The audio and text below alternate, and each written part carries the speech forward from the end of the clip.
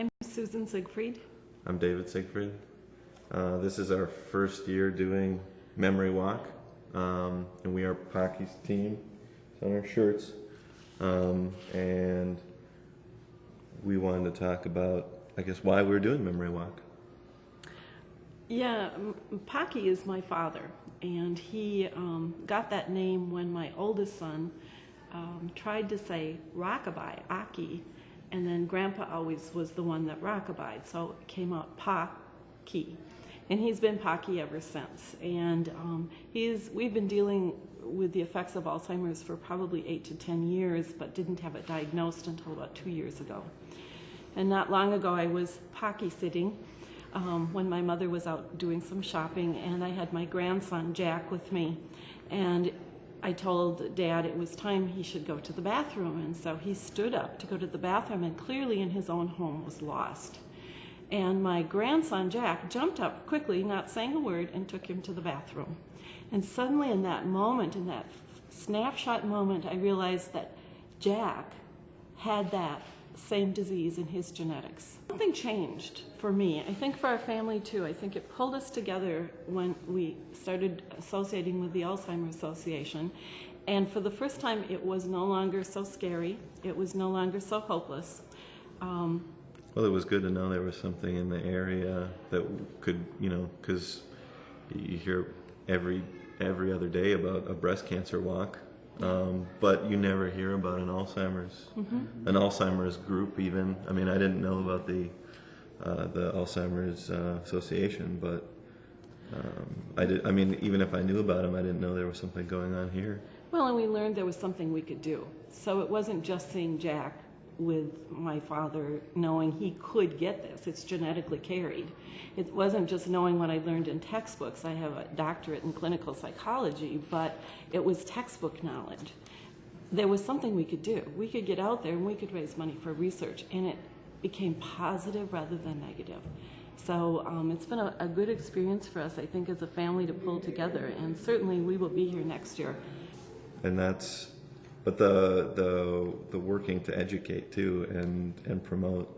Yep. That's. And we do have a website that we're hoping to do some of that as well, and get follow the research so far. Where are we? We are a long ways. We're a lot farther than I thought we were when I started doing that research. We are a long ways, and there is a lot of hope, and to kind of get that out to folks as well. Because so far this has been a real life-changing thing that finally now has a positive face to it.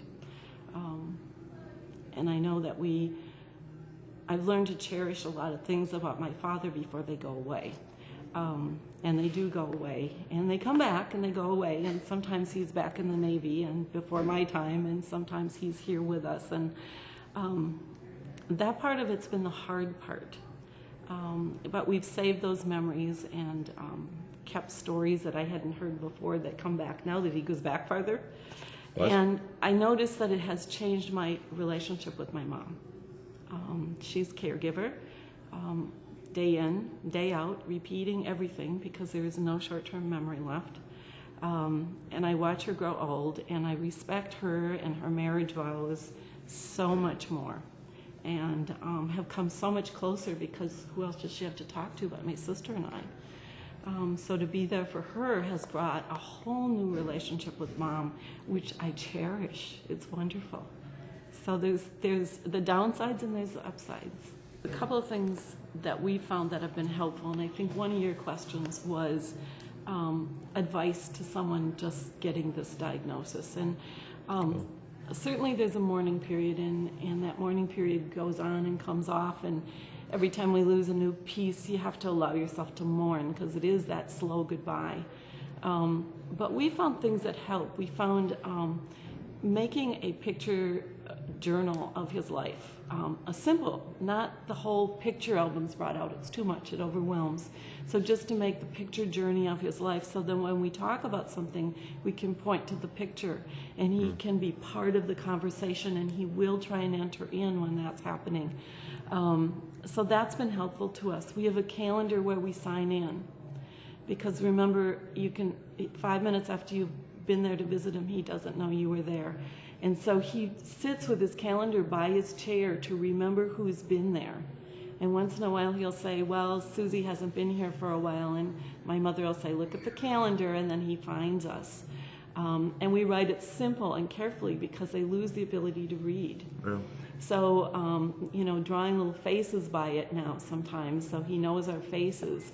And then he by himself remembers that we haven't forgotten him and that we are there. And then to go as often as you can, because they forget you. He doesn't always know I'm his daughter, but he knows I'm somebody who takes care of him. So when I come, he feels safe when my mother leaves. Otherwise, my mom or the caretaker, whoever that is, would be all on her own. She could never leave him. And so we have made an effort of being there often so that even if he doesn't know who I am, or he doesn't know which daughter I am, or however that is for the day, some days are good, some days not so good, he knows I'm safe. I'm someone who will take care of him so that we can give my mother some freedom. All of those things I think are real important to start from beginning on and get that routine for them, because routine is essential. So those were my pieces of advice we've learned.